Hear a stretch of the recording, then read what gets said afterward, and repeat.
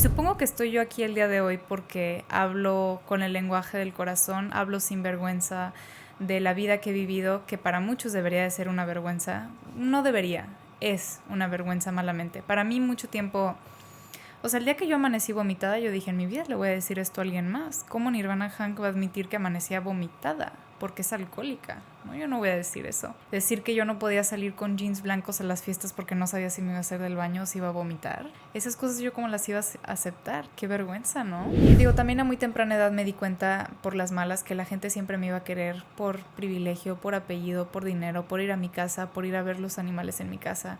No me iban a querer por mí. Pero rápidamente me di cuenta que a mí los animales siempre me iban a querer, que si yo los trataba bien, ellos me iban a tratar bien a mí, que a ellos no les importaba quién era mi papá, cuánto dinero tenía, cómo era mi casa o qué animales había en mi casa.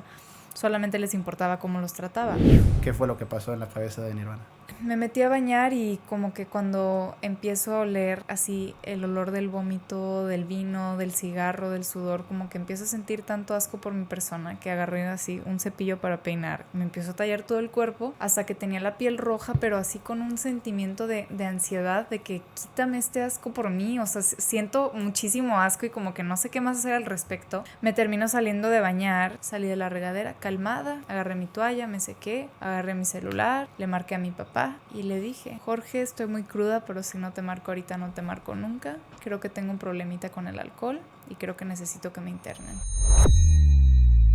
Y a mí me dolió en el alma porque fue la primera vez en mi vida que me di cuenta que claro que todos esos te amos que me decía no eran de verdad, sino que pues me quería por mi dinero, ¿no? Oye, ¿y por qué te metieron a la cárcel? ¿Cuál es el tabú? ¿Cuál para ti es el tabú más grande que has tenido que romper o que sigas rompiendo a llegar ahorita donde estás? No lo he roto, pero lo sigo rompiendo. La madre, qué buena pregunta. ¿Cuál es el tuyo, güey? No sé si alguien ya te preguntó.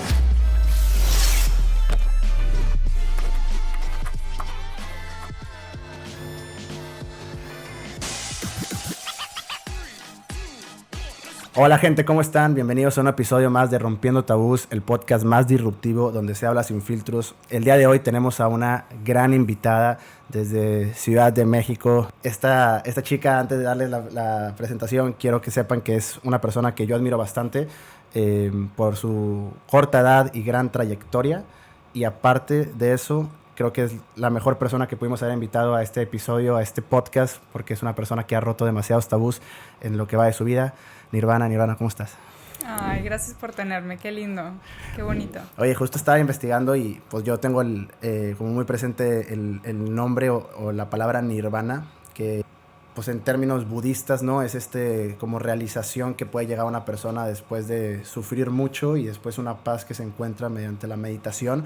Y creo que toda esta como transición o todo este cambio que tú has vivido a lo largo de tu vida es eso, ¿no? O sea, creo que tú representas el nirvana por sí solo, ¿no? Como de no solamente cuando tenemos unas cosas que nos hacen como la vida más complicada, sino el otro cambio, ¿no? Como el otro lado de la moneda de todo, como lo mencionábamos ahorita fuera de cámara, pues cuando tocas fondo solo queda ir para arriba y ya es como la parte más bonita, ¿no? Entonces quisiera, si pusieras tan amable, que contaras un poquito de ti, de tu historia. Sé que tienes muchos hermanos, sé que es una familia grande. Si nos pudieras contar un poquito de tu historia, te lo agradecería. Sí, pues hay mucho que contar, supongo, de mi vida. Me hiciste recordar que a mí nunca me gustó mi nombre hasta hace muy poquito. O sea, a mí genuinamente me buleaban en la escuela por mi nombre, por tener nombre raro, a nadie le gustaba y a mí me daba muchísima vergüenza. Y tipo, cuando pasaban lista en la escuela, que tenían que decir Nirvana Hank Amaya, me daba una vergüenza porque ya sabía que venían la carrilla, ¿no? Y me acuerdo de que cuando iba a Disney y a tiendas así donde compras los llaveritos con tu nombre, sí. y yo nunca encontraba el mío, entonces yo me sentía súper triste. Me acuerdo, lo reviví. Sí, pero pues no sé, mi historia supongo que es larga, pero sí, me crié con muchos hermanos. De chiquita, en mi infancia, siempre todos fueron mayores que yo, salvo mi gemelo. Bueno, cuate, pero gemelo suena más cool. Y la mayoría vivían fuera, pero siempre tuve muchos hermanos, que también ese era otro tema porque en la primaria pues siempre te van a echar carrilla de todo y obviamente no hacían falta los comentarios de la cantidad de hermanos que tenía. Te sabes todos sus cumpleaños y te sabes todos sus nombres y te llevas con todos Y bueno, lo viví de una manera muy extraña. Digo, no es muy normal tener 18 hermanos, ahora 22. Pero hoy lo agradezco. Creo que la vida que me tocó vivir, al menos en esta vida, fue perfecta para mí y me dio mucho crecimiento y no lo cambiaría hoy por nada. Y ese, el poder tener a tantos familiares, mi mamá siempre lo menciona, ella tuvo 10 hermanos, falleció uno, tiene 9, ella es la más pequeña de 9. Y tú eres la más pequeña, ¿en qué rango estás? Sí, era la más pequeña, mi gemelo y yo. Y en esa parte, ¿no? De cuando, como le dicen, los primeros hermanos son los pioneros que abren camino y les toca como las cosas más duras y le dejan el camino más fácil a los demás. ¿Tú crees que eso fue para ti o al contrario? Sí, yo lo he hablado con mis hermanos y me sorprende porque a mí, a pesar de tener a mi mamá nada más 12 años, me tocó una mamá muy estricta. Para mí muy difícil de entender. Tipo, a mí nunca me dejó tener celular hasta que tenía ya 12, nunca tuve redes sociales ni Facebook ni nada hasta los 12. Mi primera computadora yo creo que la tuve a los 11 o a los 10 y no me dejaba ir a quedarme a dormir a casa de mis amigas, obviamente porque no conocía a los papás, entonces no, pues no sabes. Hoy la entiendo y la respeto, pero en su momento me costó muchísimo y me acuerdo que siempre nos vestía así perfectitas, éramos sus muñequitas. Entonces el vestido recién planchado, tardaban horas haciéndome los chinos en el cabello y tengo el cabello súper lacio. Entonces se me caían todos luego, era un rollo. Y para mí esa manera de mi mamá de ser tan estricta era muy difícil para mí y yo siempre lo interpreté como falta de cariño. Yo quería una mamá como la de mis amigas, que les hiciera el lonchecito para la escuela, que la recogiera después de las clases, que fuera a los festivales, que les diera abrazos y les dijera te quiero. Y yo no tuve esa mamá, entonces a mí me costó mucho, pero hablando con mis hermanos, resulta que sí, efectivamente estaba muchísimo más cañona mi mamá Antes. con mis hermanos mayores, sí, qué cañón. Y ahora lo entiendo porque después, hace como, yo creo que hace como unos 3, 4 años me empecé a acercar mucho a mi abuela materna, que en paz descanse, y me pude percatar por qué mi mamá era de esa manera. Y es que mi abuela, a mí me tocó una abuela amorosa, pero mamá es diferente, es otra historia. Sí, claro. Y era muy exigente con sus hijas, entonces claro que mi mamá salió también, pero sí la tuvieron más cañones mis hermanos. A ver si has visto como es como como una historieta donde sale un abuelo, un papá, un hijo y su bebé, ¿no? Y te dicen como el abuelo le dice al papá, nunca serás nada, y el papá le dice al hijo, no, te odio, nunca serás nada, y después el papá al niño le dice te quiero, y el niño al bebé te amo, ¿no? O sea, como va cada vez amenizando un poquito las generaciones porque nadie te enseña nada, creo, o sea, ni siquiera a tener una relación, a ser papá, a ser hijo, o sea, nada, lo vas aprendiendo conforme a la marcha y creo que, pues bueno, mínimo tus papás tuvieron estas como pruebas que son tus hermanos antes para llegar contigo y a lo mejor y fueron menos estrictos, pero justo, ¿no? También como los lenguajes del amor, hay papás que mis papás también eran muy así, ¿no? Pues mi papá no era tan cariñoso y mi mamá era muy, muy cariñosa, ¿no? Entonces, pues poco a poco se fue moldeando a pues, ser un poquito, como que van adecuándose al tiempo que van creciendo y como aprendiendo a ser papás. Claro. Mínimo yo lo fui sintiendo y fui menos como rudos con ellos porque pues no siempre va a ser lo que yo quiero, ¿no? O sea, también ellos están aprendiendo en este trayecto que se llama vida. Pero te toco entonces una mamá ya más grande. Sí, también, porque mi mamá nos tuvo a mi cuate y a mí a los 45.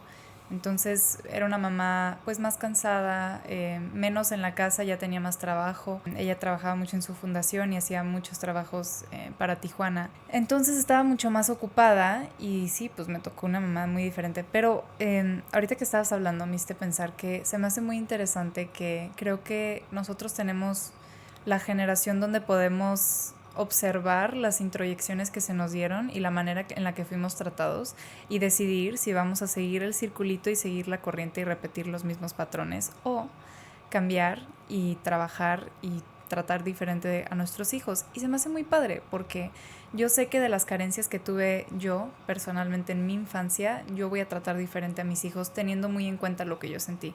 Que mis hijos no van a sentir lo mismo que yo, obviamente, pero al menos que me salgan alcohólicos, que estaría padrísimo, me encantaría.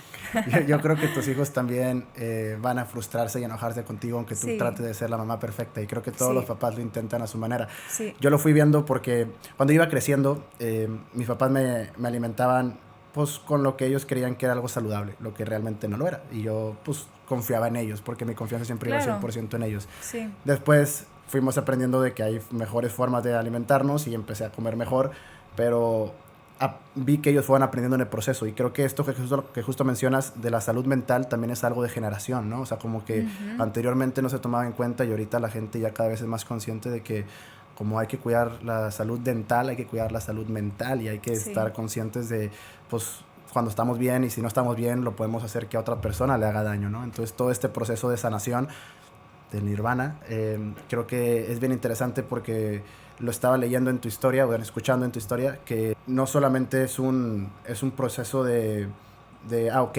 yo sé que está bien o está mal, sino que a veces que necesitas ayuda externa, ¿no? O sea, no todo puedes tú solo. Y creo que somos a veces muy independientes, o creemos que podemos contra todo nosotros.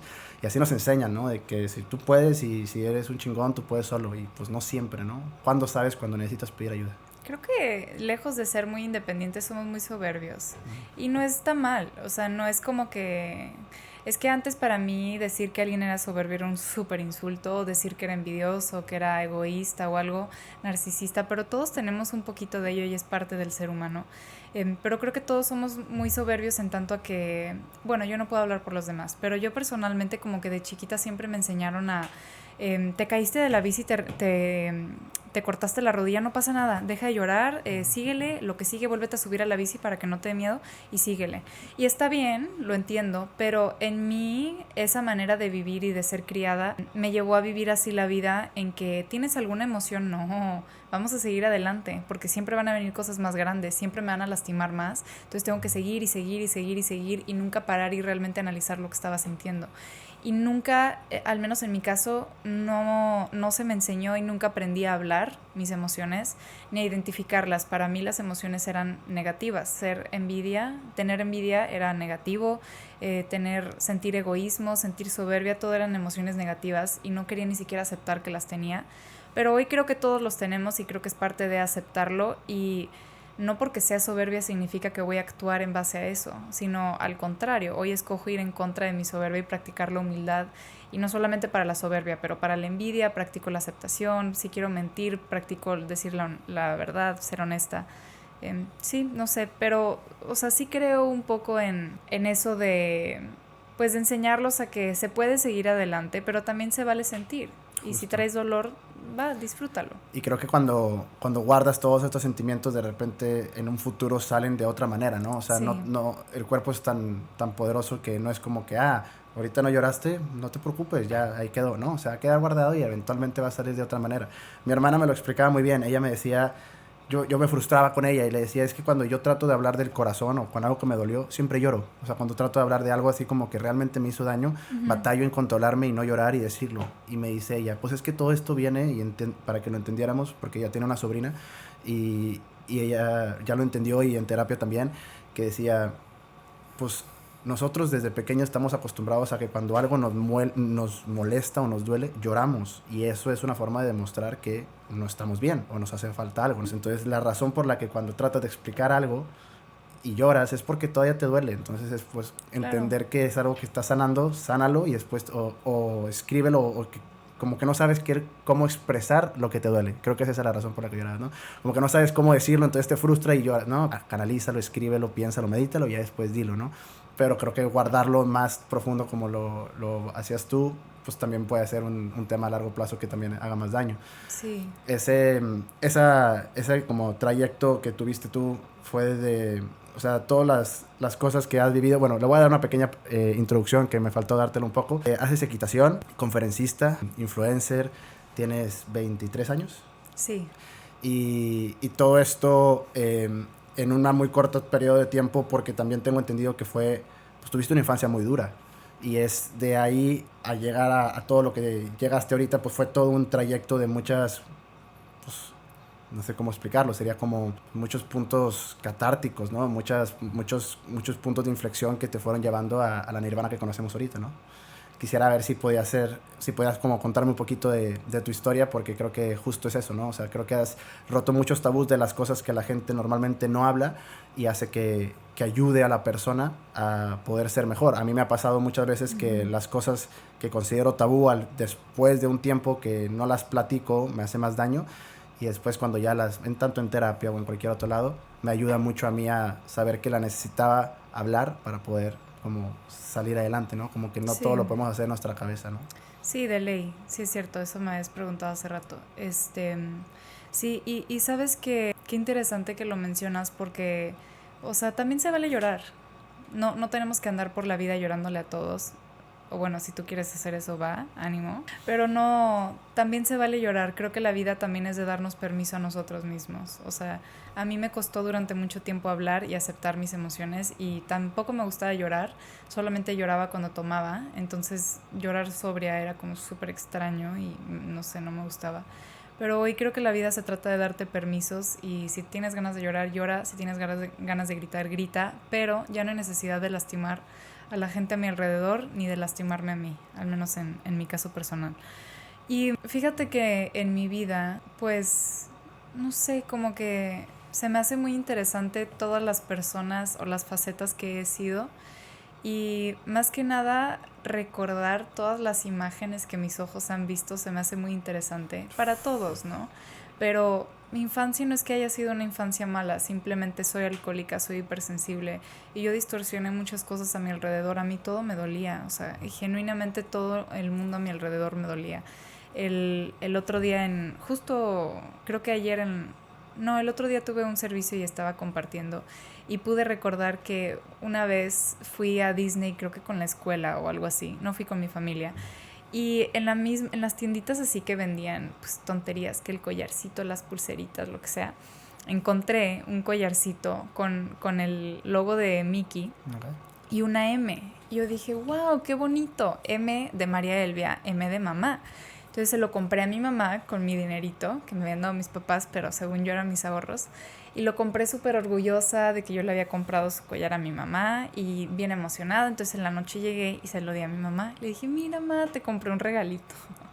Súper emocionada, ¿no? Entonces se lo entrego y lo ve mi mamá y me dice, ay, qué bonito, mijita, ¿me lo cuidas? Y pues nunca me lo volvió a pedir y pues me lo quedé yo, ¿no? Toda la vida.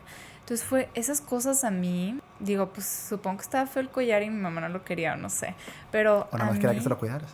Pues sí, ajá, sí, vamos a justificarla. Pero dentro de mí fue un dolor de que cómo puede ser que llevo todo el día queriéndole regalar este collar a mi mamá y ni siquiera lo agarró en sus manos y según yo que me había costado tanto mis ahorros, en vez de comprarme los churros que me quería comprar, mejor le compré su collar a mi mamá y que no me haya pelado, como que me dolían esas cosas en el corazón. Lejos de ser un dolorcito de un día, fue regresar a mi cuarto con el collar y llorar con una frustración de que ¿por qué? O sea, no me gusta mi vida, yo quiero una mamá que sí me quiera, yo quiero el amor de mi mamá, yo quiero ser la favorita de mi mamá, yo quisiera que mi mamá me abrace y que me dijera te amo, Nir, como le dice a mi hermano, o sea, ¿por qué a mí no me dicen esas cosas?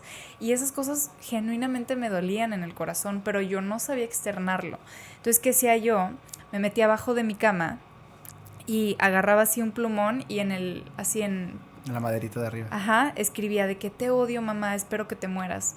Y años después, cuando fallece mi mamá, mucho tiempo me eché la culpa, porque manifiestas todo lo que tú quieres, ¿no? Entonces, mucho tiempo dije, claro, odié tanto a mi mamá y la resentí tanto que yo la maté.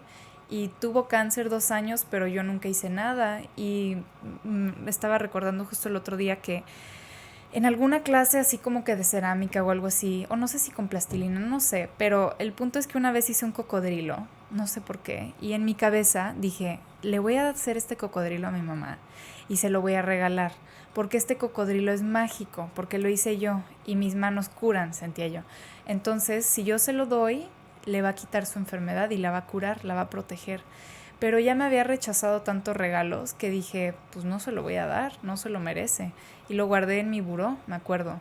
Y después de que falleciera también me eché la culpa mucho tiempo de, es que si le hubieras dado el cocodrilo tú lo hubieras salvado. Pero escogiste no salvarla, entonces tú la mataste. Y cargué conmigo esa culpa durante mucho tiempo, pero esa es mi hipersensibilidad. O sea, la realidad es que no estaba muy lejos de la realidad lo que yo sentía, pero yo te podía jurar por mi vida que esa era la realidad. Y en cierta manera era mi verdad, pero no era la realidad del mundo afuera, ¿sabes? Sí. Y esa es la vida de un alcohólico. O sea, un alcohólico no termina como, pues yo no escogí terminar como terminé. Mi enfermedad es progresiva y mortal y poco a poco me fue comiendo. Todas estas maneras de sentir y estas vivencias que experimenté y que nunca pude expresar, a mí sí me cobraron cuentas al final. Y por otro lado te iba a decir que también se me hace muy interesante cómo justo cuando no aceptas o cuando no hablas lo que sientes, el cuerpo te las va a cobrar. Personalmente, hace un año y pico, X o Y es muy larga la historia, pero me tocó lugar equivocado, momento equivocado, me tocó estar en una balacera.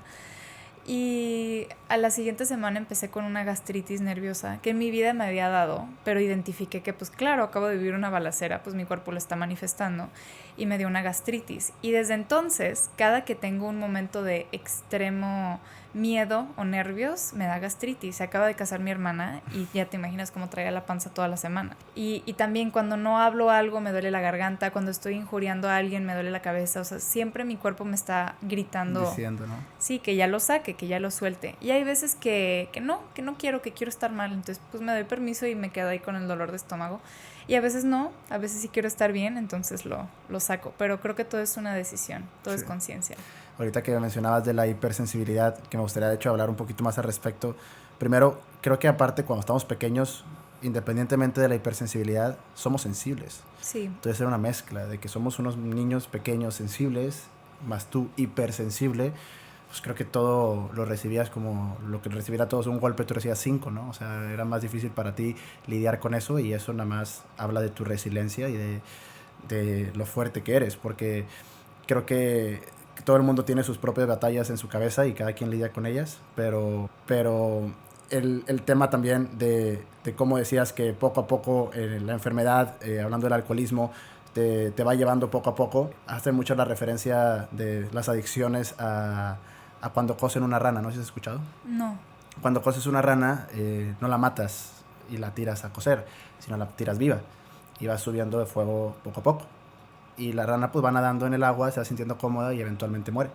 Entonces es parecido a eso, ¿no? O sea, no te das dando cuenta que te estás haciendo daño y eventualmente pues estás en un lugar que te hace daño. ¡Qué horrible! Sí, justo. Digo, y creo que es importante darse cuenta que el agua está muy caliente, ¿no?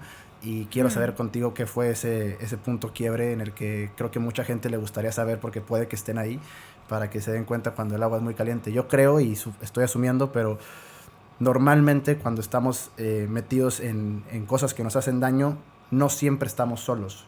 Casi siempre buscamos otras ranas que se sientan cómodas con nosotros ahí dando vueltas, ¿no? Entonces, pues nos separamos de la gente que nos dice que está mal, nos juntamos con la gente que está bien, que según nosotros está bien, y nos estamos como metiendo en este ciclo. ¿Cómo distingues si estás rodeado de la gente que te dice que está bien? ¿Cómo sabes cuando ya tú dices, ok, ¿sabes qué? No está bien, por aquí no es. ¿Qué fue lo que pasó en la cabeza de Nirvana? La gente siempre va a terminar siendo irrelevante porque tu historia es tuya, ¿sabes? La gente va a ser pasajera. Pero es verdad que yo creo que la energía que emites es la energía que atraes.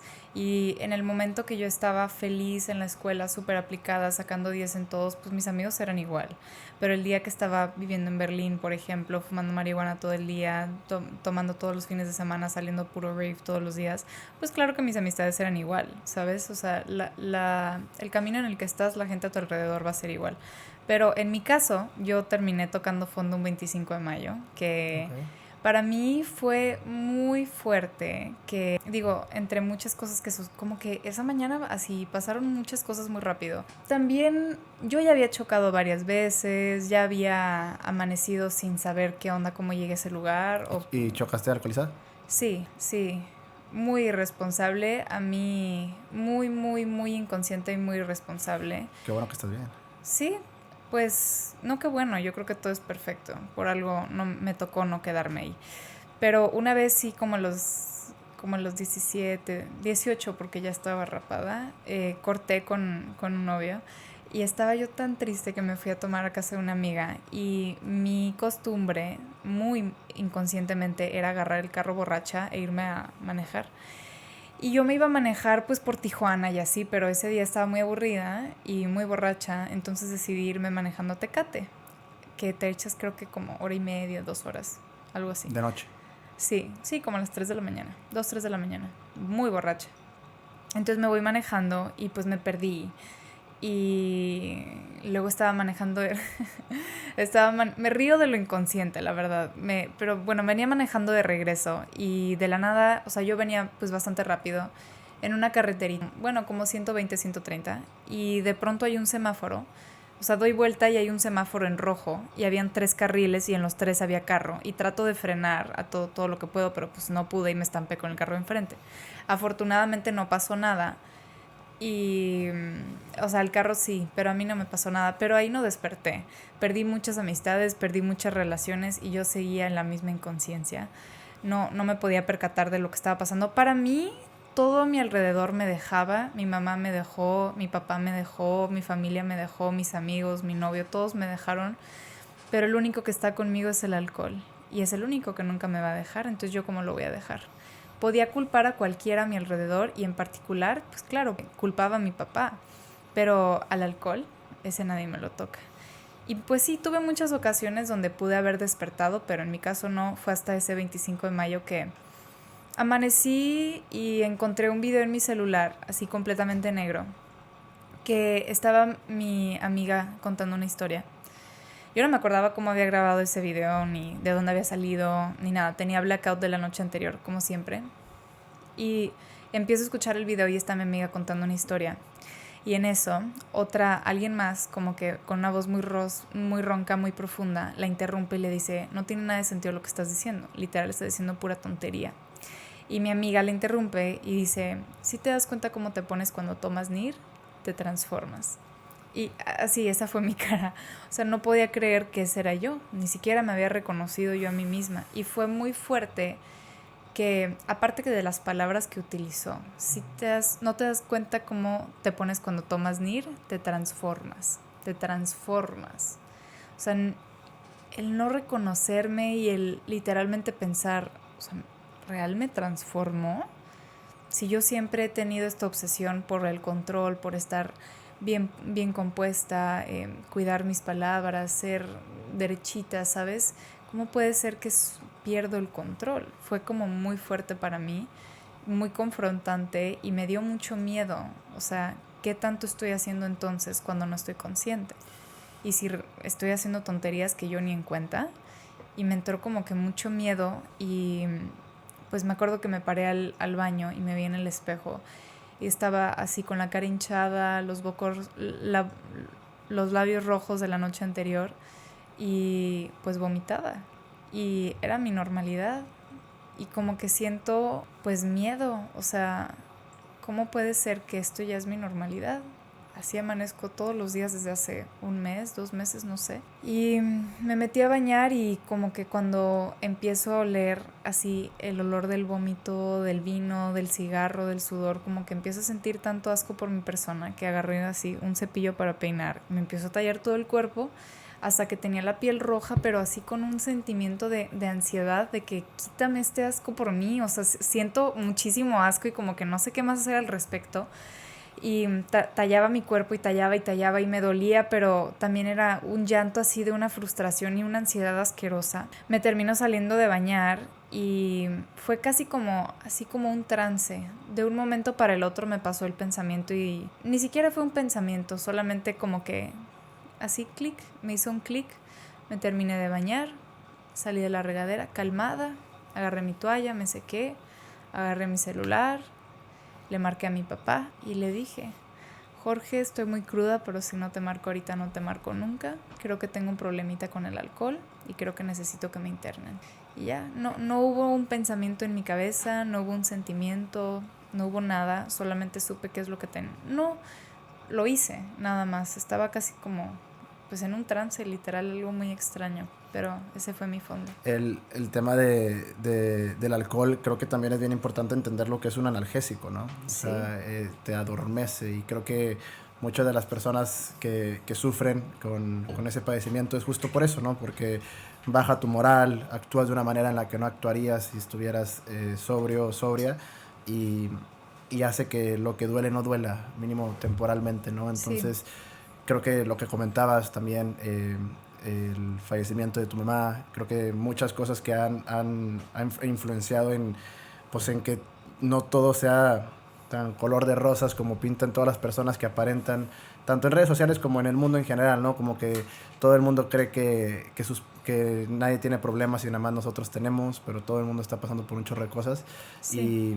Y ese trance que mencionas, ese momento de lucidez, creo que está bien loco, porque un amigo mío que también me contó cuando estuvo anexado, me dijo que uno de los procedimientos que les hacían era literalmente tallarlos, pero muy, muy fuerte, porque hablaba sobre cómo la toxina seguía en tu cuerpo y es una buena forma de hacer una limpia para quitarte la toxina. O sea, creo que esa reacción que tuviste era algo que también es algo bueno para tu cuerpo. O sea, lo hiciste inconscientemente, pero fue algo que te podía servir. Y ahorita mencionaste que hablaste con tu papá y lo hablaste por su nombre. ¿Tu relación con tu papá, no te llevas mucho? ¿No te llevas muy bien? No, para mí no era mi papá. Pero me dejaste pensando, qué interesante eso del tallarte el cuerpo. Creo que cuando, al menos en mi experiencia, cuando pasan cosas, supongo que desagradables, puede ser hasta instintivo el querer meterte a bañar y tallar tu cuerpo por querer sentir limpieza, quizá limpieza más emocional que física realmente. Pero interesante.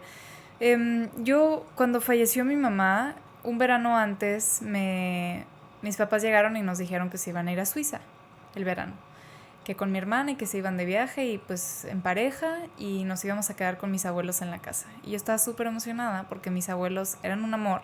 Me daban chocomilk todas las noches y me dejaban ver novelas, que mi mamá me las tenía prohibidísimas. Feliz, ¿no?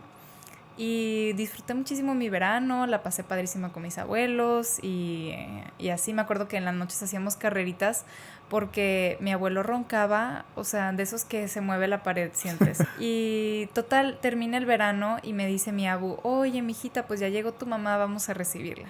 No, pues va. Y llegamos con mi mamá y realmente yo recuerdo que sí la vi un poco pálida, un poco flaca, pero pues dije, viene llegando de viaje, pues no pasa nada.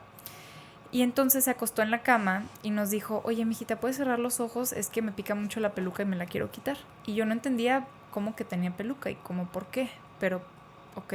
Entonces cierro los ojos y pues mañosamente abrí el ojito y vi que no tenía un pelo en la cabeza. Y se me hizo muy extraño porque mi mamá, tan vanidosa que era, con todo respeto, y no tenía un pelo en la cabeza, qué raro, ¿no? Pero también estaba muy chiquita como para preguntarme si mi mamá tenía cáncer o qué estaba pasando. O sea, no entendía realmente para nada. ¿Cuántos años tenías? 12 o no sé si 11 en ese momento, pero creo que 12. Pero no, mi cabeza no comprendía lo que estaba pasando. Y digo, muchos años después me enteré que no se fueron de viaje a Suiza, se fueron a hacerle un trasplante de médula, que era su última oportunidad de tratamiento, básicamente. Y regresó, claro que muy derrotada, porque sabía que ya no había nada más que hacer. Y entonces, te digo, yo seguía en esta inocencia de no entendía qué estaba pasando. Y hasta se me hacía cool que un día se compró una peluca pelirroja con negro y se la ponía para los cholos. Entonces está padrísimo. Yo súper orgullosa de que mi mamá, bien guapa, con el cabello rojo y que a veces negro y así. ¿Qué son los cholos? ¿Los cholos? El equipo de Tijuana. Para ir a ver a los cholos. Ya, sí. Creí que era como un evento así específico que decía a los cholos rojo y negro. Sí. Sí, entonces pues la camisa es roja y negro, entonces se ponía la peluca así pelirroja con negro y pues nice. Muy guapa mi mamá. Entonces el punto es que mucho tiempo después empecé a entender cómo después le iba creciendo ya más el cabello y lo traía un poco más largo, y en ese entonces empezó a poner mucho, como que se dejó, o sea, yo creo que traía el cabello así de largo, como un pixie, ponle, pero en la casa a veces se lo dejaba así, pero entonces se ponía como que así como una, ya sabes, como bandana, ¿sí? Así, y con la peluca atrás, entonces parecía que era su cabello, y mucho tiempo se peinó así.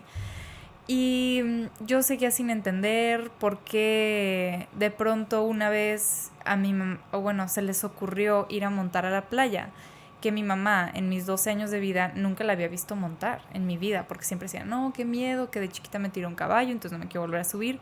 Pero de pronto, un día vamos todos a la playa y se sube a un palomino así como Spirit, y estaba galopando por la playa, y yo Recuerdo ese momento y me da así maripositas en el estómago de que recuerdo la imagen de ver al caballo galopando por la playa con mi mamá y el atardecer y el cabello así pues largo, así preciosa. Mucho tiempo después entendí que ahí ya había aceptado que pues ya no había nada que hacer más que vivir el poco tiempo que le quedara y se atrevió a hacer todas las cosas que no había hecho antes. En ese momento me tocó ver tomar a mi mamá por primera vez y me acuerdo de verla así borrachita y yo, ay, ¿qué onda con mi mamá? Así. Y sí, entonces pues para mí de pronto llegó un punto que ya no se paraba de la cama y pues yo no entendía, como que nada más quería ver películas y me acuerdo, la voy a súper balconear, pero me acuerdo que empiezan a platicar en la comida que una película nueva que había salido y mi mamá de que, sí, yo ya la vi. Mi hermano, pero ¿cuándo fuiste al cine? No, pues es que la compré pirata. Y yo, ¿qué onda con mi mamá? O sea, rebelde, ¿no? criminal, ¿no? Súper impactada y nos saca así, tenía un stack de películas pirata y tenía una lista de películas que quería ver y las vio todas y yo no entendía como que qué estaba pasando con mi mamá. Y cada vez se iba parando menos de la cama, cada vez salía menos del cuarto y cada vez iban llegando más de mis hermanos, porque tengo muchos hermanos que viven fuera del país y cada vez iban llegando más y más de mis hermanos. Y yo no entendía, pero a mí se me hacía muy cool que ya tenía más hermanos y que teníamos más plática en la comida y así. Así que cuando de pronto, pues un 8 de septiembre me marcó mi papá y me dijo que fuera a la recámara de mis papás y yo genuinamente pensé que se había enterado que le robaba dinero de la cartera, que le pegaba a mi hermano, que me había escapado de la casa, que había dado mi primer beso, como que pues esas cosas pensé, ¿no? Y venía llegando y salió mi hermana mayor de la recámara y me dijo, mamá se fue. Entonces yo la abracé y estoy llorando, pero a la vez como que no entendía, o sea, pues se fue a dónde, de viaje, o sea, como por qué. O sea, con su cara y su expresión entendí lo que estaba pasando, pero no quería aceptar y pues entender no fue fácil para mí, porque para mí yo perdí a mi mamá de un día para el otro. Yo no había entendido por qué estaba pelona, por qué se había ido un verano a Suiza, por qué estaban llegando más de mis hermanos, porque ahora sí se estaba atreviendo a hacer las cosas que antes no. Yo no entendía que se estaba muriendo. Para mí se me fue de un día para el otro. O sea, llevaba 2 años batallando con cáncer y me entero muchos años después, pero para mí mi mamá se fue de un día para el otro y fue muy fuerte y el tiempo de duelo también fue muy largo por lo mismo, porque no había tenido como que una pues introducción o no sé, como fue muy repentino pues. Tú no viviste la enfermedad, tú viviste nada más el final, ¿no? Exacto. Que también años después lo hablé con mi papá y pues a él le toca contar su historia, ¿verdad? Pero es muy interesante, fue muy interesante y me abrió muchos los ojos también ver de la manera tan egoísta que yo escogí vivir, donde pues mi dolor era tan fuerte que me cegó al resto de mi vida. Yo no estaba entendiendo que no solamente se me murió a mí María Elvia. María Elvia tenía 9 hijos, era esposa, fue hija, o sea, fue amiga, fue hermana, fue mucho más que mi mamá. Y eso me costó mucho a mí verlo durante mucho tiempo. Todos mis hermanos teníamos edades muy diferentes. Mi hermano mayor me saca 22 años, mayor de mi mamá. Me saca 22 años y él estaba en otro proceso completamente de su vida, en otra época. Mi hermana mayor estaba por tener creo que había tenido a su segundo hijo y quería tener a su tercero, pero pues se le murió su mamá y con bebés en su casa y un matrimonio nuevo. Como que cada quien lo vivió de una manera muy distinta. Pero sí, para mí fue muy, muy repentino. ¿Tú buscaste consuelo con tu hermano, con tu cuate, con tu gemelo? No, siempre asumí el rol de protectora, de hermana grande con él, porque nunca tuve un hermano chiquito. A ver, no me malinterpreten tampoco. No fui buena hermana. A mí de chiquita me carcomía la envidia porque mi mamá lo consentía mucho a él, porque él era como que, si yo soy hipersensible, él también. Y yo creo que más bien él lo manifestaba de otras maneras. Yo siempre me lo tragaba, me lo callaba todo porque calladito te ves más bonita. Y él no, él sí lo hablaba y lo verbalizaba, le costó mucho la escuela, tenía muchos temas, ¿no? Entonces mi mamá siempre estuvo ahí apoyándolo y yo no podía entender por qué a él sí le daba el cariño que a mí no me daba, o que yo quería, ¿no? Tú no lo mostrabas, ¿no? Sí, y yo no me atrevía a ir y pedirle un abrazo, entonces pues le pegaba a mi hermano, lo sacaba con mi pobre hermano y le pegaba así, me acuerdo, o sea, de la liberación, de sentir felicidad al verlo lastimado a él, muy mal, pero más bien de una manera muy retorcida, porque sentía que a mí me estaba lastimando tanto mi mamá, que ahora yo tenía el derecho de lastimar a mi hermano, lastimar a alguien como me lastimaron a mí. Y encontraba un placer dentro de ello. Y pues sí, lo traté muy mal durante mucho tiempo, pero en el momento que fallece mi mamá, yo pasé a despedirme de mi mamá y pues claro que es un dolor muy fuerte porque a pesar de que no estás asimilando todo lo que está pasando, sabes que es la última vez que vas a ver a tu mamá. Pues yo me despedí de ella y me fui a sentar con mis hermanos y veo que viene entrando mi único hermano menor, mi gemelo, y se despide de mi mamá y está en un llanto tan fuerte, y si de por sí yo ya había visto la cara rota de mis hermanos, el corazón roto de mis hermanos, ver a mi gemelo sufrir, ese sí es el único que yo tenía que proteger, ¿no? ¿Qué hacía en ese momento? Se sentó al lado de mí y algo dentro de mí cambió. Me dije, cálmate Nirvana, tú estás bien, sé fuerte para él te necesita. Y no volví a derramar una lágrima hasta que estaba yo sola en mi cuarto bañándome. En ese momento mi preocupación era mi hermano. Y durante mucho tiempo asumí ese rol con él. Yo te tengo que proteger, yo tengo que estar fuerte para ti. Que curiosamente también, como una semana antes de irme a rehabilitación, una vez lo invité a cenar y pues estábamos tomando. Y el punto es que ya cuando me iba a ir a dormir, me di un plumazo de wax. Y pues ya, yo ya me iba a ir a dormir, ya iba a perder la conciencia, ya todo bien. Por X o Y me quedo más en esa conversación. Y mi hermano me dijo, nunca te había visto fumar, te pones bien tonta. Con palabras más fuertes, ¿no? Y me rompió el corazón porque... Lo tienes que proteger, ¿no? Yo soy tu hermana mayor, yo soy la que te tenía que cuidar, la que te tenía que poner un ejemplo bueno, la que tenía que ser fuerte para ti, y me estás viendo así. Como que poco a poco se iba desmoronando mi personalidad. Yo no tenía idea de quién era yo. Yo me vendía que yo era todas estas cosas, etiquetas que yo me había vendido. La fuerte para mi hermano, la independiente para mi familia, la más fregona de todas mis amistades. O sea, me vendía estas cosas y me las creía como si fueran mi persona, pero pues no. Eso que mencionabas de que creo que va de la mano con lo que hablábamos al principio, ¿no? De cuando nos guardamos tantas cosas, las tenemos que sacar a veces las sacamos de la manera equivocada, que tú mencionabas que pues el dolor que tú sentías lo sacabas a través de haciéndole daño a tu hermano. Sí. Creo que a lo largo de nuestra vida, si no expresamos bien lo que sentimos, nos hacemos daño a nosotros también, ¿no? O sea, se ve reflejado en las cosas que nos hacemos para hacernos daño, porque decimos, oye, sí, o sea, yo soy el que tengo control solamente sobre mí y nada más sobre mí, entonces lo que yo haga sobre mí es lo que tengo control, pero hay veces que nos hacemos daño inconscientemente o a lo mejor inconscientemente, pero eso es parte de todo esto que se ha ido acumulando a través de los años, ¿no? Sí, porque a fin de cuentas siempre son métodos de anestesiar lo que tienes adentro. Yo muchos años me corté literal las piernas y me gustaba sentir ese dolor porque tenía tanto dolor emocional que sentía que la única manera de anestesiarlo un poco era mediante el cortarme. Y aparte para mí ver la sangre correr, ver mi piel abierta, como que me daba una satisfacción de que pues chance y allá afuera no hago bien las cosas, pero esto sí lo controlo. Y si yo escojo qué tan profundo, qué tantas veces me corto, qué tan larga es la cortada, en dónde es la cortada, qué tanto sangro. Como que me gustaba que al menos eso sí lo podía controlar. Muchos años fumé cigarros sabiendo que me hacían mal, pero que en el momento sentía alivio, pero también, ¿no? Sí, pero también el placer de saber que me estoy matando poco a poquito, porque yo sí me quería morir, yo no quería vivir y no me gustaba mi vida. Y el consumir también, al menos al final, yo creo que el último año de mi consumo sí consumía con un anhelo de que no quiero despertar.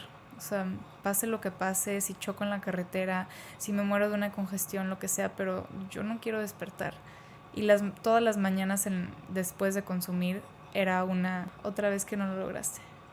Y desde el primer momento en el día ya estaba decepcionada en mí misma, que no había hecho bien las cosas según yo. Pero tampoco me atrevía a querer atentar en contra de mi vida como tal, pero sí, como que es muy triste la adicción, realmente.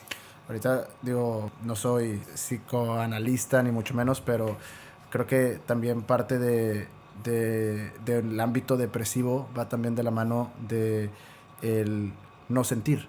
Y me lo explicaban, yo estuve diagnosticado con un ciclo de depresión clínica y me lo explicaba mi psiquiatra, que lo que sucede es que, y lo explica de hecho también muy bien, hay un documental de Netflix que habla del poder de los hongos. Y te explica muy bien cómo funciona el cerebro, ¿no? Y te dice, lo que pasa cuando estamos en un estado depresivo es que tenemos una neurona habla con otra neurona y eso es lo que hace que hagas cualquier cosa, ¿no? Entonces, cuando ya tienes un movimiento, un pensamiento preestablecido, es una conexión o red neuronal que pues son varias neuronas que van y se conectan entre ellas, ¿no? Como el caminar o así, es como ya algo que ya lo hacemos inconscientemente, que ya está en el subconsciente, esa conexión neuronal. Si la depresión pasa que nuestra cabeza está pensando en una conexión literalmente de una sola cosa y dice, imagínate tu cerebro como una bola de nieve. Dice, cuando tú haces una conexión neuronal muchas veces, pues es como si un trineo pasara muchas veces de una a otra. Y si ahora trata de salir de ese, pues no se puede porque ya creaste un camino, ¿no? Entonces irte por otro lado no se puede y cuando consumes este tipo de estupefacientes o antidepresivos es como si nevara. Entonces otra vez se conectan todas las cosas otra vez y ya como puedes ver más grande el panorama, etcétera. Y me gustó mucho entenderlo de esa manera. Digo, como quiera, aunque me lo hubieran explicado, yo estando en ese proceso no era como que necesitaba... O sea, si alguien te dice que te está haciendo mal, no necesitas que alguien te lo diga. Creo que necesitas hacer esa como introspección tuya y tomar la decisión que tú tomaste cuando saliste de bañarte, que lo marcaste a tu papá. Ese cambio, digo, supongo que desde el que empezaste a infligirte daño y después que fuiste a rehabilitación, fue todo un proceso de progresión, se podría decir. O sea, fuiste como llegando hasta un punto en el que dijiste, ¿sabes qué? Hasta aquí ya. ¿O fueron como etapas diferentes de tu vida? ¿Antes de rehabilitación dices? Así es. Yo supongo que rehabilitación fue después de toda la parte, o sea, vaya, de rehabilitación en adelante ya no hay, o sea, vaya, de los brotes, no sé si sean brotes, pero es como de lo que me estabas contando, todo esto es antes de que entraras a rehabilitación, sí. ¿no? Sí. Curiosamente, creo que la sobriedad significa algo diferente para cada quien. Yo llegué a aprender que la sobriedad es mucho más allá del no consumir. El no consumir es fácil la abstinencia y cualquiera puede vivir una vida abstemio, pero una vida en sobriedad es muy compleja porque es ir en contra de tus impulsos, es practicar hacer cosas diferentes. Y mi sobriedad para mí, aparte de eso, también significa, o sea, bueno, por encimita, obviamente el no consumir alcohol, el no consumir drogas, el no cortarme, el no querer regresar el estómago, el comer mis 3 comidas al día, ¿sabes? El darme un poquito de amor propio. Y sí, mi vida empezó a cambiar cuando yo llego a rehabilitación. Me tardó un muy buen rato porque yo estuve en un anexo donde la mayoría de las personas ahí internadas consumían cristal, consumían foco, mucho toncho, mucha piedra, muchas drogas muy fuertes que yo no sabía ni qué eran. Y pues yo me creía diferente. O sea, sí habían uno que otro alcohólico, pero se tomaban perfume, tomaban alcohol del 94 o 96, no sé, el alcohol etílico pues. También, Tonayan estaba nice en comparación. Y pues yo tomaba vino, vodka y Jagger a veces, pero pues vino. Entonces yo soy diferente, yo no soy alcohólica. Sí tengo un problema con el alcohol, sí, te lo acepto, pero alcohólica yo no soy. ¿Cuál es la diferencia, no? Y sí, una vez me dijeron, al principio me respetaron mucho y me dejaron ser. Y una vez me dijeron, si sabes que ese problemita con el alcohol, ¿sabes cómo se llama? Pues es un problema con el alcohol, pues eso es alcoholismo. Como que heavy, ¿no? Me costó mucho tiempo aceptarlo porque para mí alcohólico era algo despectivo, algo negativo, algo muy vergonzoso para mi persona, para mi futuro y para mi familia. Y de debilidad, ¿no? También decir como yo, si yo soy tan fuerte, ¿no? Exacto. Si yo llevaba toda la vida queriendo demostrarle al mundo que yo era la independiente, la fuerte. Realmente era bien soberbia, pero justamente lo ocultaba con soy independiente, soy fuerte, yo puedo sola. a mí, la gente a mi alrededor que me quería me decía, deberías hacer las paces con tu familia, todos necesitan un buen cimiento familiar, necesitan una buena relación familiar. Y yo decía, es que esta gente está súper mediocre. Yo les voy a enseñar que sí se puede vivir sola, que yo sí puedo sola. Y claro que me terminé comiendo todas las palabras y terminé mucho peor que todos los demás, porque sí, seguramente hay alguien por ahí que sí puede solo, pero en mi caso yo no pude sola. Y hoy no puedo sola y no quiero sola. Hoy valoro muchísimo a mi familia y la gente que tengo a mi alrededor. Mi madrina, mis tíos, mi papá, mis hermanos, mis primos. O sea, son personas muy importantes para mí que por hoy, la verdad, yo no las cambiaría por nada. Pero sí fue un proceso aceptar que no era la persona que yo pensaba que era. Que yo sí quería a mi papá. Que sí quería una relación con mi papá. Y que tuve que ir y pelear por ella porque mi papá es una persona complicada como papá. Me costó mucho aceptarlo como papá porque no era el papá que yo quería. No es el papá que te marca todos los días y te dice te extraño, te amo, qué bonita estás, qué bien montas, ¿sabes? No es ese papá. Él me da amor en maneras muy distintas que lo sigo conociendo y lo sigo aprendiendo de él. Y hoy he aprendido a amarlo tal y como es, pero sí fue un proceso. Y es un proceso. Todo es un proceso y todo es perfecto. Ahorita que mencionabas que montabas, tu amor a los caballos viene de la imagen que tienes de tu mamá montando. O sea, ¿desde ahí crees que venga o no tiene nada que ver? No, desde muy chiquita siempre me gustaron mucho los animales. Hace rato estábamos platicando, bueno, yo soy muy introvertida, soy muy antisocial, la gente me cuesta mucho y así. Hoy trato de crecer y trato de salir un poquito de mi zona de confort porque sé que en la incomodidad está el crecimiento. Pero de chica me costaba mucho socializar y como que no tenía muchos amigos, la verdad. Y digo, también a muy temprana edad me di cuenta por las malas que la gente siempre me iba a querer por privilegio, por apellido, por dinero, por ir a mi casa, por ir a ver los animales en mi casa. No me iban a querer por mí, pero rápidamente me di cuenta que a mí los animales siempre me iban a querer, que si yo los trataba bien, ellos me iban a tratar bien a mí, que a ellos no les importaba quién era mi papá, cuánto dinero tenía, cómo era mi casa o qué animales había en mi casa. Solamente les importaba cómo los trataba. Entonces siempre me encantaron los animales y los caballos me permitían montarlos, entonces me fasciné con los caballos. Y siempre me gustaron, y claro que sí hubo una influencia en que a mi papá le encantan los caballos, siempre le ha encantado montar y le encanta ver a sus hijos montar, entonces pues por eso nos empezamos a montar. Y sí había una parte de que yo quiero ser buena montando pues, para que mi papá me reconozca. Chance y si monto bien voy a ser la favorita de mi papá. Sí había ese impulso, pero también estaba este otro lado de que los animales no me van a juzgar. Yo les puedo decir que me estoy cortando y no me van a hacer prometerles que nunca me voy a volver a cortar como lo hacían mis amigas. O les puedo decir que estoy tomando, que me escapé de la casa, que tengo un novio y no me van a regañar, ¿sabes? Entonces como que encontré mucho amor con los animales. ¿Y sabes qué hace? No tanto. Estoy estudiando un diplomado en consejería en adicciones. Y hay un manual de preguntas donde tú contestas y depende el criterio que saques es mild y severo el alcoholismo. O sea, son 3 clasificaciones de alcoholismo. Y yo lo contesté muy soberbia pensando que pues iba a sacar pues, normal, ¿no? O sea, soy alcohólica pero alcoholiquita. O sea, yo no tomaba todas las mañanas ni nada. Y el cuestionario es muy interesante porque va muy lejos de cada cuánto tomas. De hecho, de todas las preguntas no hay una que diga cada cuánto tomas, literal. Interesante. Toda la enfermedad es emocional y total que saqué un nivel mucho más alto del que yo esperaba. Pero una de las preguntas era algo así como ¿hay alguna actividad que a ti te brinda placer, que a ti te brinda bienestar, que tú disfrutes y que te has privado de ella porque prefieres consumir?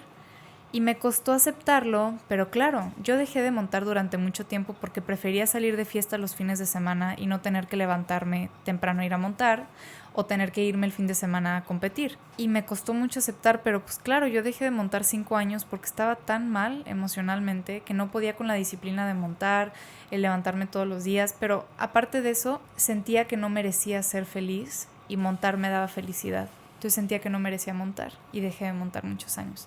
Y hoy que regresé, lo disfruto muchísimo y para mí es un privilegio que, a ver, por otro lado yo soy muy perfeccionista, me cuesta darme el crédito de que estoy haciendo algo bien, siempre siento que puedo ser mejor. Gané primero, pero pude haber hecho esto mejor, ¿no?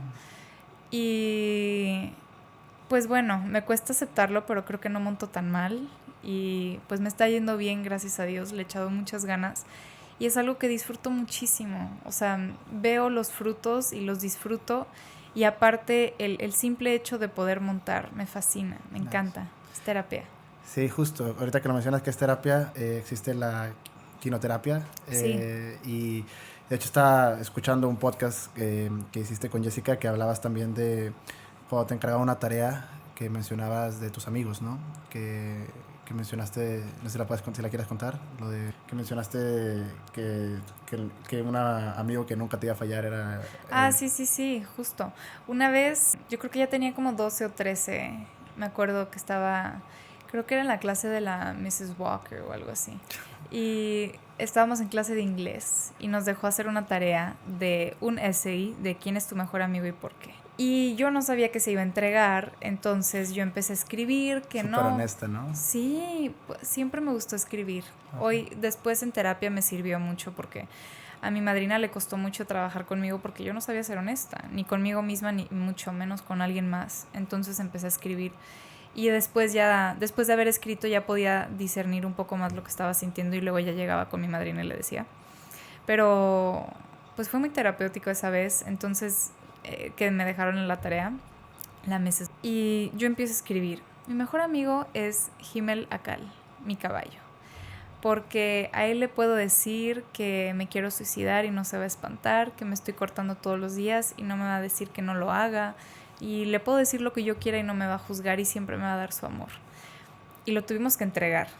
Entonces lo entregué y la profesora pues obviamente se espantó, mandó a avisarle a mi papá y alrededor de ese tiempo me cacharon que me estaba cortando también. Entonces pues terminó hablando conmigo mi hermana y fue un rollo, pero yo creo que justamente estaba hablando de eso y ni siquiera me percataba en su momento, pero los animales siempre han sido muy terapéuticos para mí. A mí me costaba mucho la gente, tener amistades verdaderas, porque también me dolía, ¿no? Obviamente duele la primera vez en tu vida que te das cuenta que alguien te quiere no por ti, sino por lo que hay detrás. Y como en ese tiempo justo, yo tuve mi primer noviecito, ¿no? Que ni siquiera nos vimos nunca en persona, andábamos por redes, literal, por Facebook.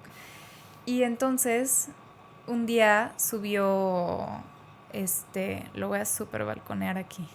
No digas su nombre, no pasa nada. Sí, subió una foto de portada de Facebook de algo muy de lujo, ¿no? Entonces su mejor amiga le comentó de que, ay, qué padre que ahora con tu novia vas a poder tener esa vida. Y a mí me dolió en el alma porque fue la primera vez en mi vida que me di cuenta que claro que todos esos te amos que me decía yo de 12 años no eran de verdad, sino que pues me quería por mi dinero, ¿no? Y me dolió mucho porque yo ya tenía muy, muy latente la herida de que mis papás no me quisieron porque no me habían querido como yo quería y yo me vendí la historia muchos años que simplemente no me habían querido en absoluto. Entonces, si mis papás no me quisieron, ¿cómo me va a querer alguien más? Y claramente, si esta primera persona que me quería solamente quería mi dinero, pues nadie me va a querer. Y me vendí esa historia mucho tiempo y también por eso encontré mucho refugio en los animales, porque no era difícil. Y también por eso no tenía muchas amistades, no... No juzgan tampoco. Sí, no juzgan, no te regañan, nunca te van a decir nada más que recibirte con amor, siempre. Y es justo algo que lo explica muy bien el libro del Poder de la Hora, no sé si ya lo has leído. No. Te lo recomiendo. El Poder de la Hora habla literalmente, valga la redundancia, del poder de la hora, que es como a diferencia del humano y los animales, ¿no? Que nos diferencia es nuestra conciencia, nuestra forma también de poder proyectarnos en un futuro, ¿no? Esa es la mayor herramienta, como lo dice Viktor Frankl, un psicoanalista, decía, el poder nosotros proyectarnos en un futuro es lo que nos ayuda a salir de los momentos más difíciles, ¿no? O sea, es como, me imagino haciendo otra cosa, me proyecto, y él hablaba de campo de concentración, cómo la gente sobrevivía y quiénes no. Y en el Poder de la Hora habla justo de la diferencia entre los humanos y los animales. Los animales no padecen de depresión ni ansiedad, a diferencia de nosotros, porque ellos no pueden pensar en el pasado ni en el futuro. Ellos viven en el presente, ¿no? Entonces, la importancia de dejar a un lado lo que no podemos controlar y de vivir en el ahora nos ayuda a liberar nuestra cabeza de depresión y ansiedad, ¿no? En serio. Sí, porque también, o sea, justo a nosotros nos puede motivar el... Bueno, yo creo que a mí lo que me motiva, por ejemplo, si nunca he ido al gimnasio y hoy quiero ir a hacer ejercicio, me motiva a pensar que un día voy a tener el cuerpo que yo quiero, ¿no? Pero creo que muy interesante también la depresión funciona de la misma manera. No puedes ver un futuro mejor que el que tienes ahorita. Al menos yo así lo viví. O sea, cuando me murió mi mamá, los siguientes años yo de verdad no podía imaginar un día donde yo fuera feliz, donde yo volviera a sonreír, donde yo me riera, donde encontrar el amor, donde encontrar una amistad de verdad. O sea, menos nunca sentí que podía ser feliz y menos que me lo Merecía. que me lo merecía. Ajá. Entonces me quedaba estancada en ese sentimiento.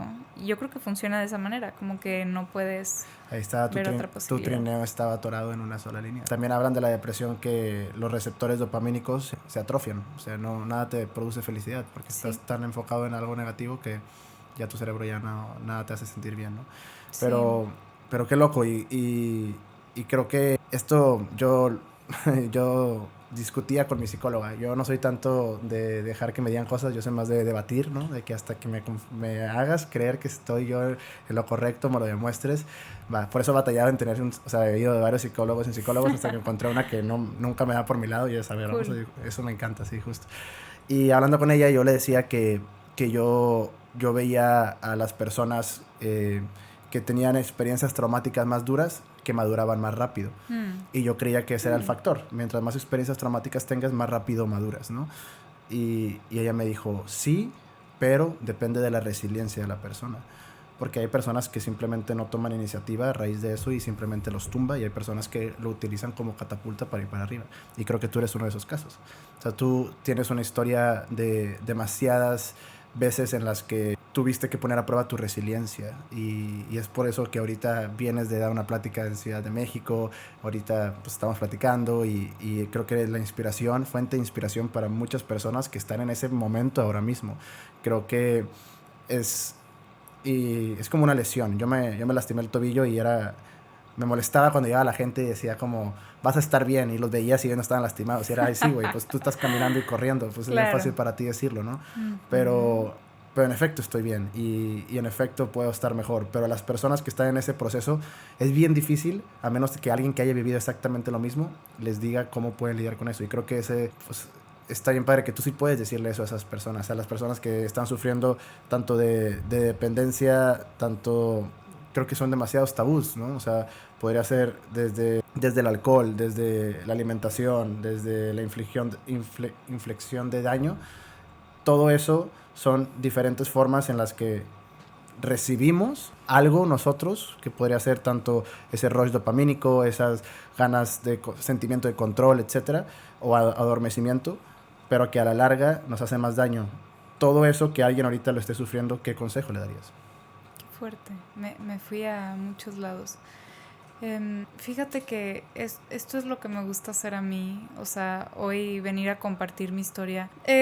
Sí, muy egoístamente me gusta la adrenalina, me gusta llegar a ver qué va a pasar, a ver si hoy es el día que sienta adrenalina, entre otras cosas, pero también por otro lado, a mí AA me ha regalado tanto que cuando yo estaba anexada sintiendo tanto miedo por mi vida, que no tenía idea de qué iba a pasar, cuánto tiempo iba a estar ahí, o sea, yo no sabía si me iba a quedar una semana más o 2 años más, o sea, yo no sabía qué iba a pasar conmigo. Pero escuchar a mis compañeras y escucharlas compartir su manera de sentir y de vivir su experiencia de vida, yo entendí muy rápidamente que el chiste de AA no es compararte, sino buscar identificarte, que ese es el puente de comprensión. Y es lo que me gusta hacer de compartir mi historia. O sea, lo que mis ojos vieron no va a ser lo mismo que los demás. Las experiencias, las circunstancias, las personas, literalmente lo que tenía a mi alrededor y lo que viví no va a ser igual a lo de los demás. Sin embargo, creo que todo ser humano ha sentido miedo, envidia, dolor, resentimiento, tristeza, ganas de reclamarle al mundo. Creo que todos hemos sentido muchas cosas muy similares y creo que eso es lo que me gusta hacer. O sea, lejos de no sé, de razones egoístas por mí, me gusta venir y pensar que alguien se va a poder identificar con algo que yo comparta y chance y con mi vulnerabilidad, con mi honestidad, alguien pueda identificar y recordar algo de su propia vida y chance y hasta lo logran trascender. Y eso se me hace muy padre.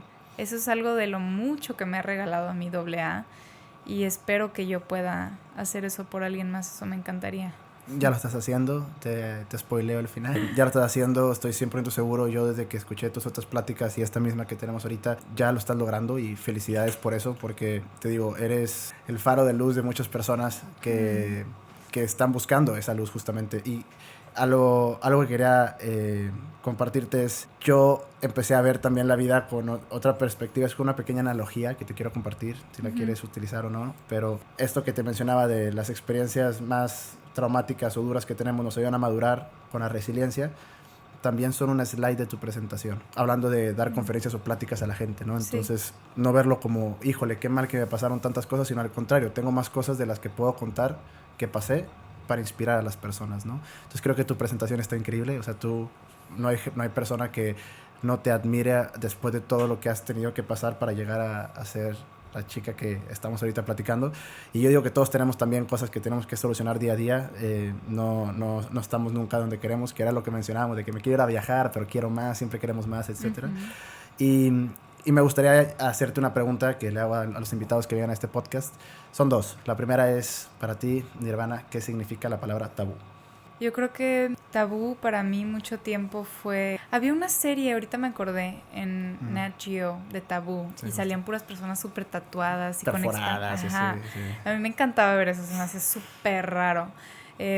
Mucho tiempo, pues sí, mucho tiempo para mí eso fue el tabú, como lo fuera de lo común, lo diferente.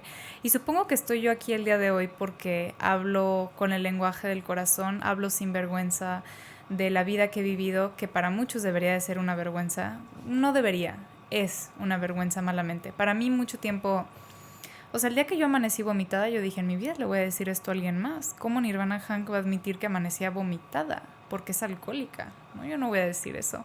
Decir que yo no podía salir con jeans blancos a las fiestas porque no sabía si me iba a hacer del baño o si iba a vomitar. Esas cosas yo cómo las iba a aceptar. Qué vergüenza, ¿no? Para mí mucho tiempo el tabú era exactamente eso, las vergüenzas, el ser diferente. Y hoy creo que no, yo no soy diferente, porque esté yo aquí sentada el día de hoy, no es que he trascendido todo, no es que soy, wow, la perfecta, no, yo soy una alcohólica más que está compartiendo su historia, soy honesta.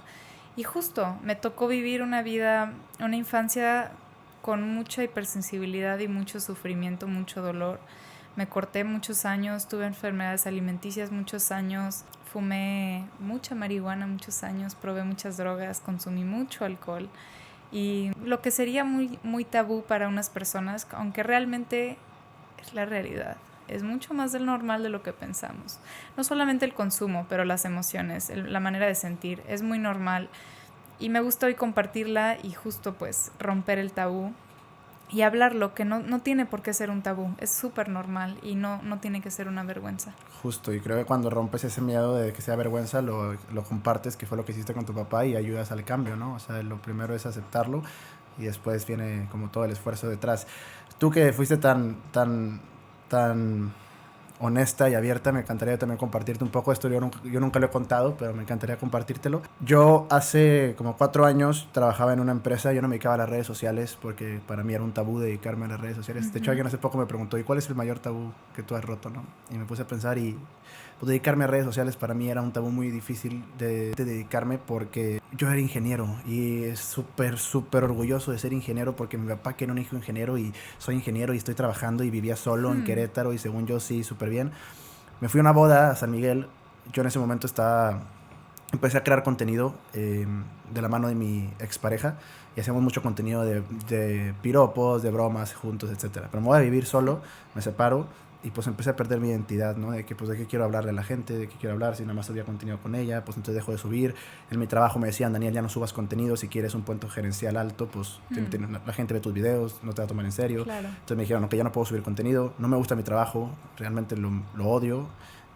Tengo problemas con mi relación y es mi único vínculo a que a la gente le gusta lo que hago en redes, entonces a lo mejor ella es lo único que tengo que hacer yo. Tenía muchos temas en mi cabeza, voy a una boda en San Miguel, pidieron 1,000 personas, 1,000 diferentes estupefacientes, de los cuales yo agarré de todo, porque dije, yo ahorita nada tiene sentido, solamente quiero no sentir, literalmente, ¿no? Entonces tuve un blackout y me levanto en una celda. Me arrestaron en San Miguel y estaba yo sentado sin tenis, porque creo que te quitan las agujetas, ¿sí? Estaba yo sentado y volteo y al lado de mí pues estaba un señor, ¿no? Y pues yo ya no sabía qué estaba pasando, no sabía qué hora era, no tenía celular, no tenía nada. Me di cuenta que como no estaba en mi ciudad, estaba en Querétaro, la Independencia, y al haberme dicho como, pues fui a una boda de alguien que pues más o menos era amigo, pero no tanto y así, estaba solo.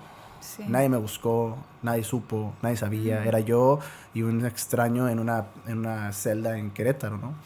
Y pues a mí se me estaba bajando el rush de todo lo que había ingerido el día siguiente. Empezó a doler la rodilla y una rodilla recién operada y dije, ya me la lastimé otra vez. No, o sea, todo horrible. Y empiezo a platicar con esta persona y me empieza a contar cosas súper atroces, ¿no? De que fui con un machete y una K-47 a casa de mi ex esposa. O sea, unas cosas. Y estaba lo de mí, ¿no? Estaba sentado al lado de mí y yo nada más me puse súper pedo, pero no sé qué hice para terminar aquí, ¿no? Sí. Entonces, cuando yo salgo, recuerdo que esa noche cojeando, buscando cargador, cargo mi celular y le marco, en ese momento era mi novia, y le marco y me doy cuenta que no le importé, no le importaba, y como terminamos, de hecho, ese día. Y dije, ¿sabes qué? Estoy solo. Ya me di cuenta que estoy solo y si yo no salgo solo de esto no voy a poder. Pero eso me llevó a un punto en el que tú mencionaste ahorita, que quiero hacer énfasis, por eso te cuento esta historia, que pues conocí el amor propio, ¿no? Pero el exceso de amor propio es narcisismo. Y el ser humano está hecho para ser una persona social. Y yo estaba como ensimismado, yo puedo solo, no necesito de nadie. Empecé a hacerlo todo yo solo.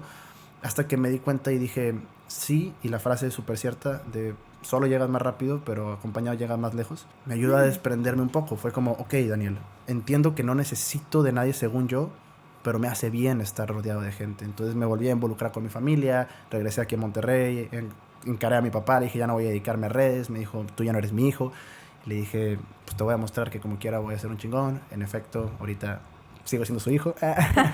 Estamos bastante bien, lo quiero mucho y me apoyó bastante en esta carrera ya después de que le demostré que sí se podía. Pero Pepe se unió al equipo, ya son otros 3 editores, ya crecí, ya llega más gente y me di cuenta que no estamos solos. Hay veces que tenemos que darnos cuenta que solos tenemos que sanar ciertas cosas, pero cuando estamos acompañados nos mantenemos sanos más tiempo. Sí. Eso fue lo que yo me di cuenta y te lo quería compartir. Y de a esto va mi siguiente pregunta. En tu vida, Nirvana, ¿cuál ha sido el tabú más grande que has roto? Oye, ¿y por qué te metieron a la cárcel? Por déspota, por prepotente con la... Hay cuenta que estábamos esperando, me lo contaron, ¿verdad? Estábamos como en una, sí, en una boda como alejada de San Miguel. Nos llevó como un shuttle al centro de la ciudad y ahí pedimos Uber. Entonces yo estaba esperando a que llegara el Uber y llegó una patrulla de policías y pues nada más llegó a ver qué están, porque pues éramos un grupito de personas ahí como vestidos y arreglados, como que están haciendo estudios aquí. Llega la policía, nos empieza a interrogar y pues nadie contesta nada y yo fui el que empecé a decir de que no, pues aquí estamos esperando Uber. A tu sí, no sé qué, y como que empecé a contestar y no le gustó y yo le contesté más porque pues yo con la autoridad siempre tenía un tema interesante que como que necesito que me justifiquen las cosas y no me gusta hacerme menos, ¿no? De que frente a ellos es de que, no, a ver, pero dime por qué, ¿no? Pero hay veces que tienes que demostrar autoridad y ser sumiso, cosa en la que batallo. Y pues estando en estupefacientes, pues batallaba todavía más. Y al parecer nada más a mí me llevaron, ¿no? Todos los demás se fueron bien a gusto y a nadie le importó también en esa parte. Me di cuenta como... pues yo estaba tratando de defender a todos y al final a nadie le importaba realmente. Obvio, pero así nos vendemos historias de que queremos ser el salvador. El héroe, sí, claro. Pero sí, estoy agradecido de esa experiencia porque si no me hubiera pasado, no sé, hubieran pasado muchas cosas en mi vida diferente y creo que todo es perfecto y todo pasa por algo. Sin duda. Entonces, sí, regresando a la pregunta, el tabú más grande que ha roto, Nirvana, ¿cuál crees que sería? Es que justo nunca había pensado de esa manera, pero también obviamente el hacer redes sociales es un gran tabú. Yo creo que quizá el tabú más grande que rompí para mí fue aceptar. Y súper honestamente, hay mucha gente que me quiere echar flores que por resiliente, que fuerte, que valiente.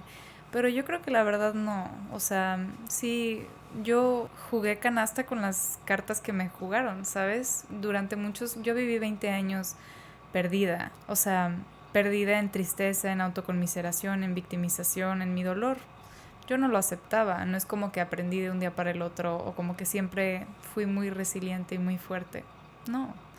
A mí me tocó tocar fondo, estar en rehabilitación, estar anexada y vivir en una casa de medio camino, llevar un proceso de recuperación y de la mano de AA, que entonces pude ir aprendiendo poco a poquito. No es algo mío, no es algo que he tenido toda la vida, que siempre he sido así, para nada. Yo creo que era muy cobarde y muy mediocre, y así viví durante muchos años y no me gustó donde llegué. Yo también pensé que podía sola y que le iba a demostrar a todo el mundo que yo era diferente, que yo podía sola.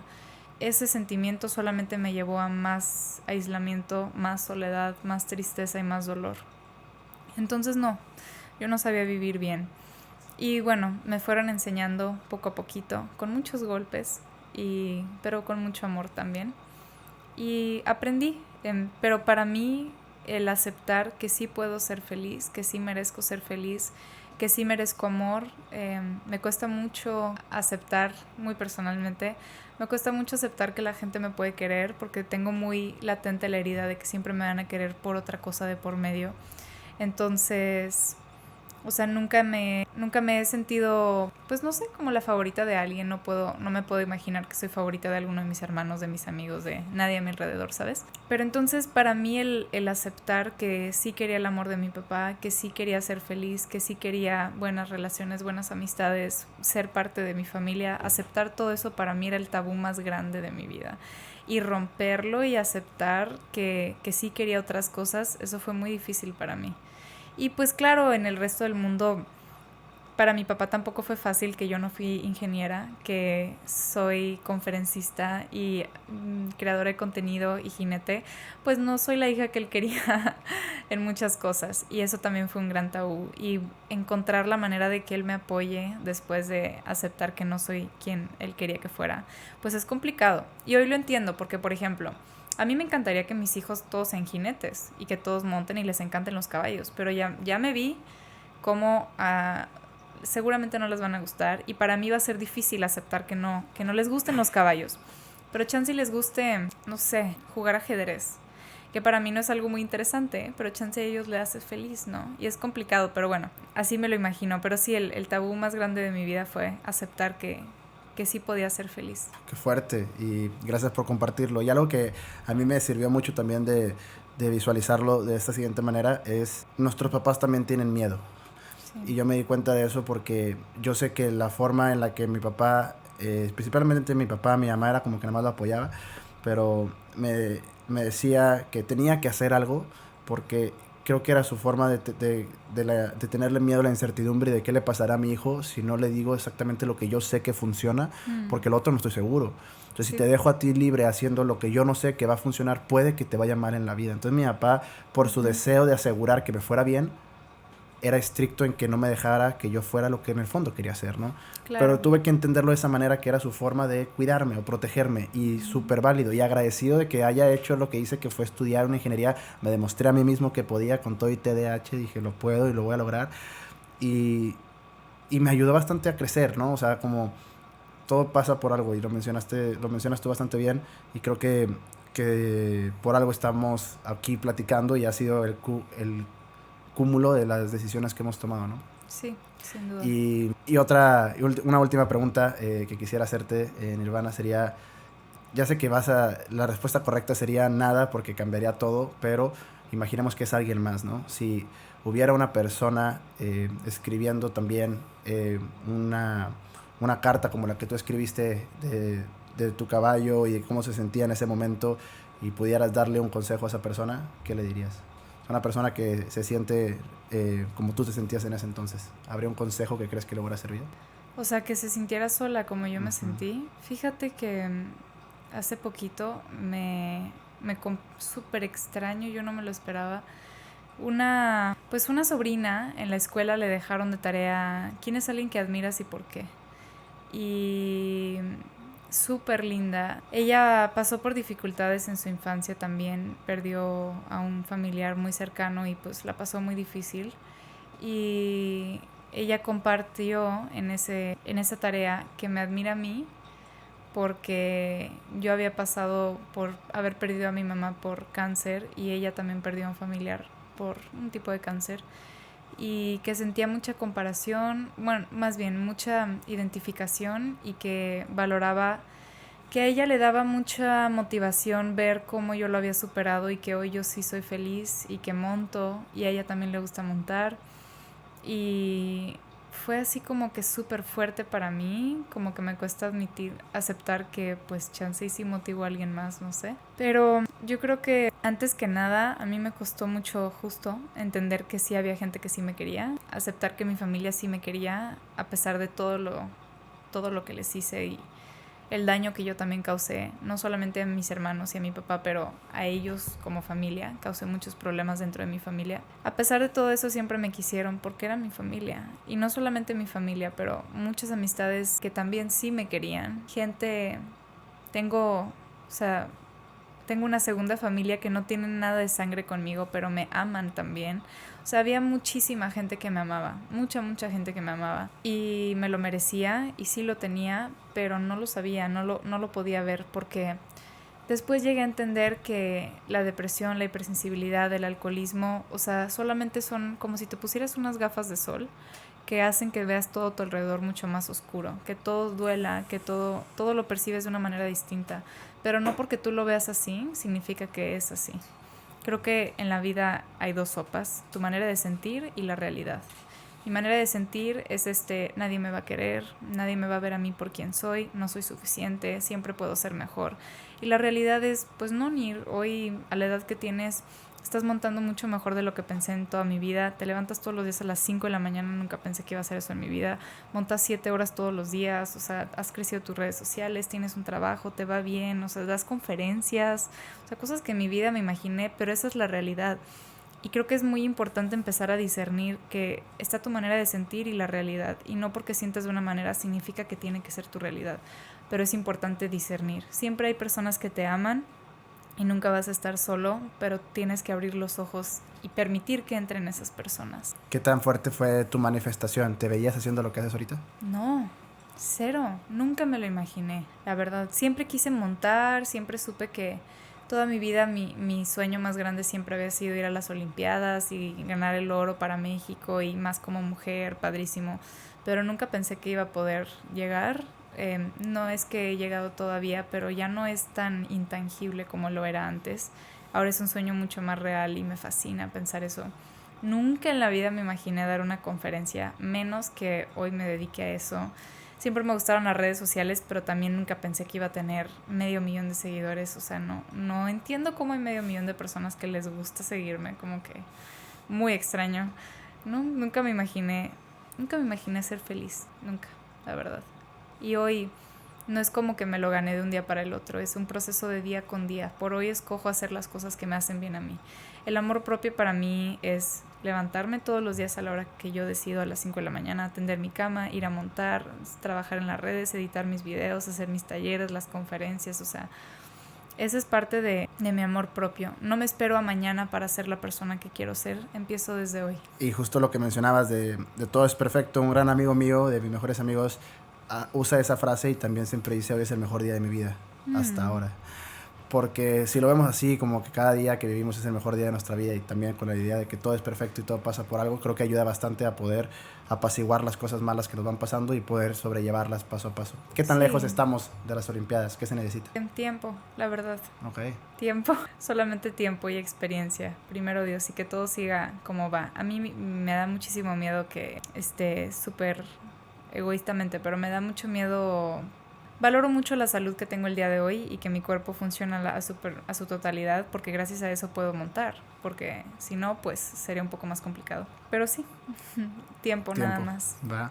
Pues vamos a estar al pendiente, esperemos se logre y si no, como quiera, creo que lo que transmites también dentro de... Que creo que quisiera entablarlo antes de que termináramos, que decías que hablabas de tu historia de antes. Creo que la resiliencia sí está muy marcada en ti desde el cómo lo cuentas y lo que cuentas, ¿no? Es muy, muy valiente contar y no demerites eso. Creo que es algo increíblemente poderoso. Me hiciste a mí contar algo que nunca había contado. O sea, se contagia, ¿no? Entonces, sigue contagiando.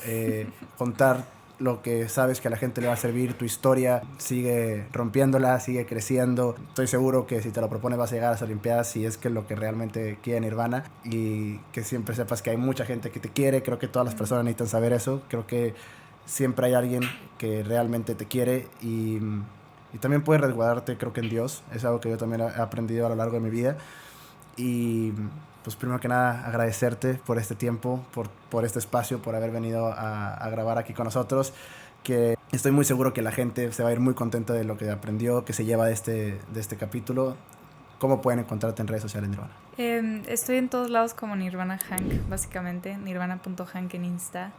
Y disculpa mi egoísmo, pero es que me gusta pensar que, claro, todos tenemos que saber que hay personas a nuestro alrededor que sí nos quieren, que sí nos aman, pero también para poder recibir amor hay que aprender a darlo. Y que, o sea, ¿por qué esperar a que tu papá te diga te amo y no mejor ir a decírselo tú? No solamente con tu papá, pero con tus amistades. Y si sabes que cuando alguien llega con una enfermedad terminal, empiezan a vivir la vida de verdad. Y yo creo que es más importante aprender a hacerlo antes. ¿Por qué te esperas a mañana que te den un diagnóstico? O sea, hoy sé la persona que quieres ser. Hoy haz todas las cosas que quieres ser. Nada te asegura que vas a tener a tus papás, a tus abuelos, a tus hermanos para siempre, a tus amigos y a ti mismo. ¿Por qué no empiezas a trabajar en hoy? Pues en darle amor a los demás, ¿no? Pero bueno, nirvana.hank en todos lados. Es algo bien loco porque yo empecé a dedicarme full time a redes a raíz de que uno de mis mejores amigos, Víctor Barrera, falleció también de cáncer, un tumor en el cerebro a los 26 años. Y fue justo eso. Por un momento me paré, puse pausa a mi vida y dije, si mañana me voy, quiero ir sabiendo que estoy haciendo lo que realmente me hace que me mueva el corazón y me ponga la piel chinita, ¿no? Y creo que sí, aprendamos a vivir como si cada día fuera nuestro último día, ¿no? Exacto. Muchísimas gracias. Gracias, gente, por haber llegado hasta este punto. Muchísimas gracias, producción. Nirvana, muchísimas gracias. Un placer. Gracias por tenerme, de verdad. Nos vemos a la próxima. Chao. Sobres.